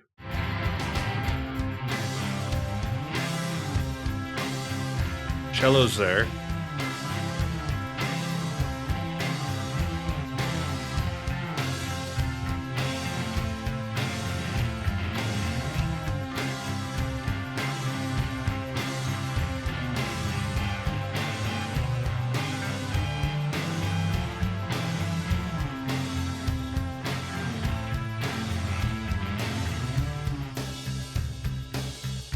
That chord climb there seemed familiar. Did that happen elsewhere in the album? Where was that?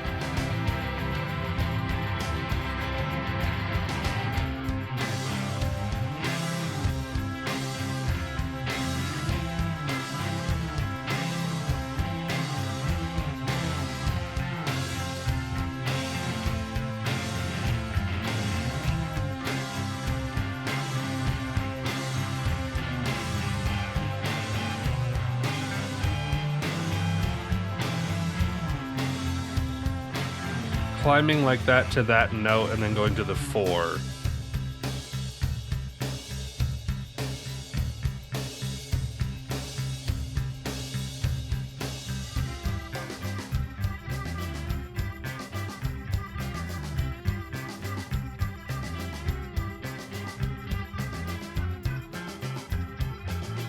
Okay, so we have like 2 minutes left. Like what are we doing? How does this end?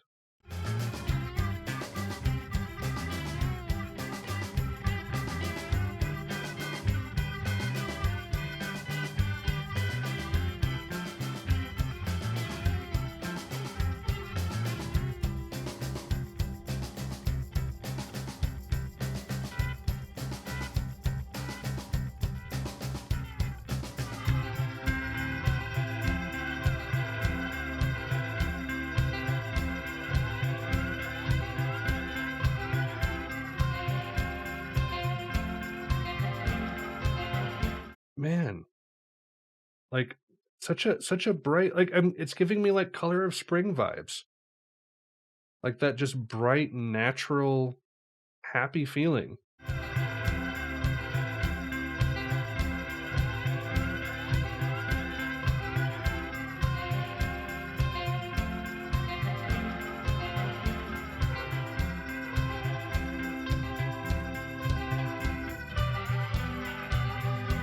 I mean, I loved the last album. I didn't know that Doug had this in him. This is crazy.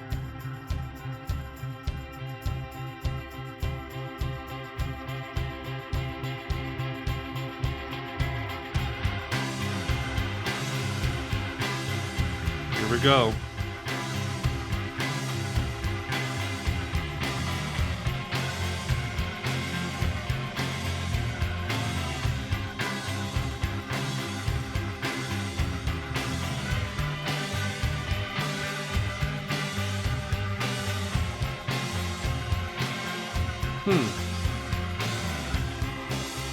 Interesting note to go out on. It's almost kind of like schmaltzy.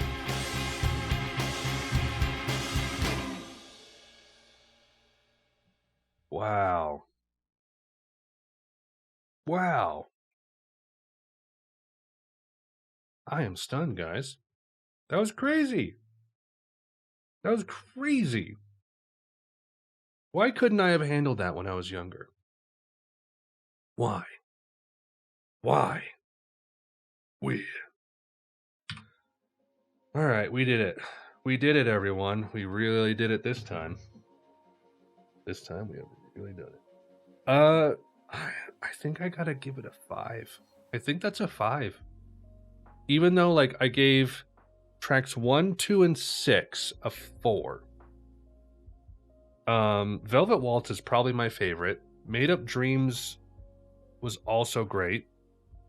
I don't know how much I loved 8 as an outro, vibe-wise, compared to 7, but that might change. And I think going back and listening again would make me like the first 2 tracks more. That's kind of how I'm seeing it. Because I don't know if I was quite expecting that kind of shift, but wow. Like, this is the guitar album. Like, this deserves to be up there with OK Computer. Like, as far as this year goes, this just makes so much sense. Holy crap. This makes so much sense. OK Computer, either or, F sharp, A sharp, Lonesome Crowded West, perfect from now on. It makes so much freaking sense. 97 had a sound, didn't it? Ooh boy. What a great guitar album. Really stunning. Gosh. And I was worried that it was going to be like so lofty that I was just like off in space and was like, I don't know about this, but man, there's so much intentionality, and those brighter melodic parts shine through still. Ugh. Ugh, it makes me so excited to get to this. Maybe next week, we will see. But I hope you guys enjoyed. That was very, very good. Liked it more than the last album somehow. And I wasn't expecting that because last album was really good. Sonically perfect for the most part. Yeah. Songwriting wise, I'm a bit torn on some of the tracks. But I think re-listens will kind of reward that. Definitely like it more than Lonesome Crowded West on a first listen, that's for sure. So cool. Very good, very nice.